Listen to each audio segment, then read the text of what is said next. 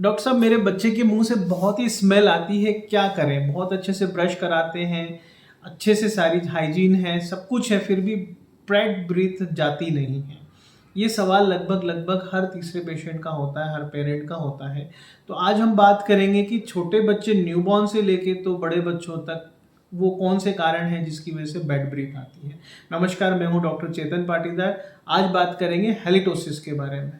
देखिए, जब कभी भी कोई भी बैक्टीरिया हमारे मुंह के अंदर ग्रो करता है, ऑल्दो हमारे अंदर करीबन 450 से 500 तरह के बैक्टीरिया मुंह में रहते हैं और गट में भी रहते हैं। इनमें से अधिकतर हमारे हेल्पिंग बैक्टीरिया होते हैं जो हमारी विभिन्न तरह की मेटाबॉलिक में हमको हेल्प करते हैं। पर जब कभी ये बैक्टीरिया हमारे पैथोलॉजिकल बैक्टीरियाज होते हैं, जैसे कि cavity causing bacteria, sulphur producing bacteria, तो वो हमें हेलिटोसिस या दुर्गंध पैदा करते हैं। तो इसके लिए हम 3 जगह इसको समझेंगे। सबसे ज़्यादा जो चीज़ आती है समझ में, वो होती है कॉन्स्टिपेशन या क्रीमी।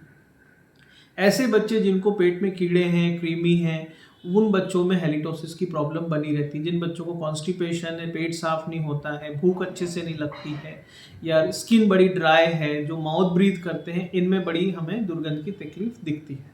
दूसरी आती है नेजल कंजेशन, नाक से भी ज़्यादा सिक्रीशन होना, या बहुत अच्छे से हमारे टॉन्सिल्स, मतलब टॉन्सिल्स का बढ़ना, इस तरह की चीज़ें भी हमारी, या अपर रेस्पिरेटरी इन्फेक्शन होना, बार बार सर्दी खांसी बुखार होना, इस तरह से चीज़ें भी हमारी, उसमें भी दुर्गंध आती है। इसका हम एक कॉम्पनसेटरी मैकेनिज्म जरूर देखते हैं। जिन बच्चों में नाक बंद रहती है, वो कॉम्पनसेटली उनको मुंह से सांस लेनी पड़ती है। तो ऐसे बच्चे जो ओपन माउथ पॉस्चर के साथ होते हैं, उसमें भी 2 तरीके से हम इसको समझ सकते हैं। ऐसे बच्चे जो सिर्फ मुंह खोल के रखते हैं, जिनके लिप्स दूर रहते हैं, उनमें भी दुर्गंध बढ़ती है, क्योंकि मुंह के अंदर ड्राइनेस होगी तो बैक्टीरिया ग्रोथ करेगा ही करेगा। सलाइवा हमारा एक डिफेंस मैकेनिज्म का काम करता है, जो कि इस कंडीशन में नहीं कर पाएगा। ये कैविटीज से भी जुड़ा हुआ है, तो कैविटी पे हम डिटेल बात करने वाले हैं, पर हम अभी ड्राइनेस की बात करें।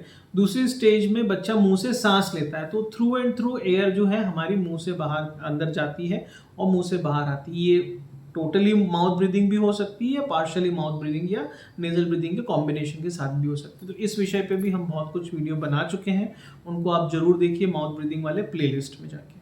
तो ये दुर्गंध का हमारा एक और कारण हो गया। तीसरी बात जो आती है कि ब्रशिंग ठीक से ना होना। ऐसा देखा गया है कि हम सिर्फ आगे आगे के दांतों पे ब्रश करते हैं, या कई पेरेंट्स तो बच्चों का खुद ब्रश भी नहीं करते हैं, बच्चे अपने आप से ब्रश करते हैं। आइडियली 8-9 साल के बच्चे तक हमें उसकी हाइजीन को मेंटेन करना चाहिए, पेरेंट्स के रूप में देखना चाहिए। हम फ्लॉसिंग नहीं करते, कई बार जो है कैविटी जो 2 दांत के बीच में होती है, स्पेशली उनमें जो है खाना वहाँ फंसता है, और उसी वजह से हमारा फूड लॉजमेंट और वो खाना वहाँ सड़ता है, इसी वजह से हमारी दुर्गंध आती है। सबसे इम्पॉर्टेंट बात आती है जब मसूड़े और दांत के बीच वाला हिस्सा, स्पेशली पीछे वाला दांत का हिस्सा, यहाँ की हम अगर बात करें, तो यहाँ पे हमारा ब्रश नहीं जाता है। बच्चे बड़ा परेशान होते हैं यहाँ तक ब्रश ले जाने में। हम होठ उठा के साफ नहीं करते, तो यहाँ पे भी गंदगी हमारी जमी रहती है। प्लस अभी मैंने बताया 2 दांतों के बीच में भी गंदगी हमारी फंसी रहती है। तो ये कैविटी तो करती ही करती है, पर दुर्गंध भी करती है। तो कई बार पेरेंट्स कैविटी की कंप्लेंट ना लेते हुए दुर्गंध की कंप्लेंट लेके आते हैं, लेकिन उसका कोरिलेशन और प्रेजेंटेशन कैविटीज भी उस बच्चे में देखने को मिलती है। ऐसा कई बार होता है कि बच्चे में कोई कैविटी नहीं है, कुछ भी नहीं है, फिर भी बच्चे को हेलिटोसिस आती है। तो उसके लिए मैंने आपको बताया है कि उसके गैस्ट्रिक इश्यूज हो सकते हैं, इंडाइजेशन, कॉन्स्टिपेशन, या अपर एयरवे रेजिस्टेंस सिंड्रोम, या माउथ ब्रीदिंग, इस तरह की प्रॉब्लम्स हमारी हो सकती है। उसके बाद आती है टंग कोटिंग की। जब ज़ुबान के ऊपर हमारा सही से क्लीनिंग नहीं होती है, तो भी हमारी ज़ुबान के ऊपर मैल जम जाता है, वहाँ से भी हमें बदबू आती है, वहाँ पे भी बैक्टीरिया ग्रो करते हैं और वहाँ से भी हेलिटोसिस होती है। तो उसके लिए सिंपल सा बच्चों को आप ज़ुबान बाहर करने के लिए बोल सकते हैं, और आप देख सकते हैं कि वहाँ पे कितना कुछ वहाँ पे डिपॉजिट्स हुआ है। अब बच्चा नेचुरली, हमारी टंग क्लीन होती है, उसको हमें अलग से नहीं करना होता है। लेकिन जिन बच्चों की ज़ुबान अगर क्लीन नहीं होती है ऊपर से, तो उनमें हमें ये देखना होता है कि क्या उनका लिंगुअल पैलेटल सक्शन, मतलब जब हम रेस्ट पोजीशन में होते हैं, जब डीप स्लीप में होते हैं, तो क्या हमारी टंग ऊपर तालू से चिपकी हुई है कि नहीं। जब ये चिपकी हुई होती है, तो डेफिनेटली उसके फ्रिक्शन से जब भी हमारी ज़ुबान तालू पे जाती है, तो ये ऑटोमेटिकली क्लीन होती जाती है। जिन बच्चों में टंग टाई है या एंटीरियर या पोस्टीरियर टंग टाई है, वो बच्चे अपना जीभ ऊपर तक नहीं ले जा पाते हैं। ऐसे बच्चों में पुरानी हिस्ट्री देखने पे पता चलता है कि उनको ब्रेस्ट फीड करने में भी दिक्कत आती है। कई बार वो ब्रेस्ट पी भी नहीं पाते और माँ का भी स्तन पूरा मिल्क सिक्रीशन सूख जाता है। फिर वो बच्चे बॉटल पे आते हैं। बॉटल जो होती है वो पूरी निप्पल हमारी ज़ुबान के ऊपर ही ड्रेन होती है और वहीं पे दूध जमता भी है। तो ये कंडीशन को हमें बहुत पहले से ही पता कर लेना चाहिए। उसके लिए न्यूबॉर्न स्क्रीनिंग वाला प्रोग्राम आप जरूर हमारा देखिए, जहाँ पे हम छोटे से बच्चे से ही ये सारी चीज़ें ट्रैक करते हैं। छोटी छोटी टिप्स जब बच्चे के हिसाब से हम आपको समझाते हैं तो आप उनको बहुत अच्छे से पिक्चरली समझ पाते हैं। ऐसे बहुत सारे चार्ट क्लिनिक से दिए जाते हैं जिनको आप समय समय पे अपने बच्चे में इवेलुएट कर सकते हैं और सेल्फ असेसमेंट कर सकते हैं। तो ये हो गई ज़ुबान वाली बात। दूसरी बात आती है कि ज़ुबान जब टंग टाइड रहती है तो बच्चा बहुत अच्छे से अपने कॉर्नर ऑफ माउथ में बहुत अच्छे से ज़ुबान को नहीं ले जा पाता है। से फॉर एग्जांपल हमने बिस्किट्स खाए हैं सभी ने, और कभी कभी होता है कि पीछे जो हमारा पॉकेट है, बकल पूरा वेस्टिब्यूल में पीछे जाके लास्ट टूथ पे, वहाँ पे हमारा बिस्किट या ऐसी कोई चीज़ चिपक जाती है और वो बहुत मुश्किल से भी ज़ुबान से नहीं निकल पाती।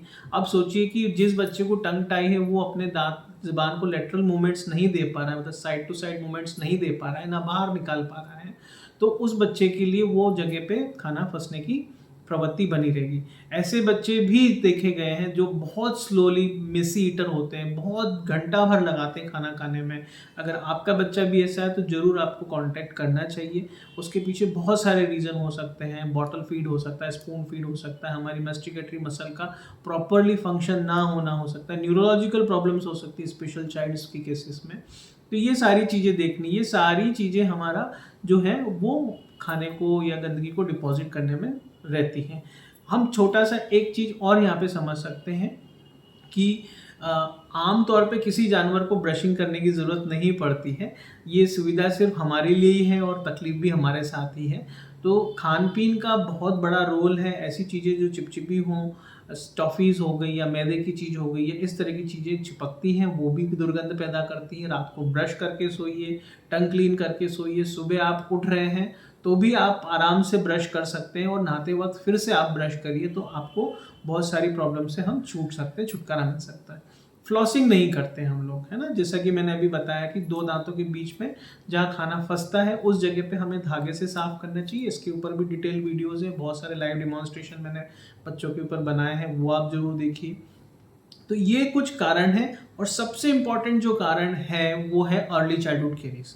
दूध के दांतों में छोटे छोटे कैविटीज़ हो जाती है, उसमें खाना फंसता है, उसमें खाना टिकता है, वो बच्चे फिर अच्छे से चबा नहीं पाते तो वो मैसीटर में कन्वर्ट हो जाते हैं। चबाना की एफिकेसी कम होने की वजह से बहुत देर तक वो खाना वहीं रखते हैं, घुटा पिसा खाते हैं, चिपचिपा खाते हैं, चॉकलेट्स की उनकी हिस्ट्री होती है। तो इस तरीके से ये सारी चीज़ें कॉन्ट्रीब्यूट करती है बच्चों के प्रॉब्लम्स में। तो ये एक छोटा सा अलार्मिंग साइन है जिसमें कि हम ये देख सकते हैं कि अगर बच्चे को दुर्गंध आ रही है, आपको लगता है, टीचर ने कंप्लेंट किया है या किसी और ने आपको कंप्लेंट की है कि बच्चे के मुंह से दुर्गंध आ रही है, तो ज़रूर एक बार अपने पीडियाट्रिक डेंटिस्ट को दिखाएं। वो इसकी बहुत अच्छे से असेसमेंट कर सकता है। इसके साथ साथ पीडियाट्रिशियन की भी हेल्प लें जो कि उसकी गैस्ट्रिक और डाइजेशन और कॉन्स्टिपेशन पे काम कर सकता है। अगर लगता है और डॉक्टर आपको, पीडियाट्रिक डेंटिस्ट आपको ENT के पास रिफ़र करता है फॉर द नेज़ल असेसमेंट, तो वो भी ज़रूर कराना चाहिए। तो इस तरीके से ये छोटे छोटे कारणों पे हमने बात करी जहाँ से बच्चों को दुर्गंध आती है। ऐसी कोई भी समस्या को आप हमारे साथ डिस्कस कर सकते हैं। डिस्क्रिप्शन में एक व्हाट्सएप लिंक दी गई है जिसको क्लिक करके आप सीधा हमारे व्हाट्सएप प्लेटफॉर्म पे आते हैं। वहाँ बच्चे का नाम, बर्थ डेट और अगर हो तो उसकी कोई आइडेंटिटी हमारे साथ शेयर करिए, अपना क्वेश्चन टाइप करिए, वॉइस मैसेज के रूप में अपने क्वेश्चंस को डालिए, फ़ोटो वीडियो बना के भेजिए। हम यहाँ से आपको एक बेसिक इन्फॉर्मेशन ज़रूर शेयर करेंगे, वो आप ज़रूर देखिए और अपना एक नॉलेज बढ़ा के कोई डिसीजन लीजिए और निकटतम पीडियाट्रिक डेंटिस्ट या पीडियाट्रिशियन से कॉन्टेक्ट करिए। इस तरह के वीडियो हम बनाते रहते हैं। अगर ये वीडियो आपको अच्छा लगा तो इसको लाइक करना ना भूलें, चैनल को सब्सक्राइब करें ताकि सबसे पहले इस तरह के वीडियो आपके लिए आए, ताकि आप अपने बच्चों की स्पेशली जो मुंह से रिलेटेड चीज़ें हैं या ओरोफेशियल या क्रेनियो रेस्पिरेटरी कॉम्प्लेक्स, बहुत और अच्छे से हम अगर टेक्निकली बात करें तो इन सब चीज़ों के लिए आपको अपडेट्स मिलते रहेंगे। नमस्कार।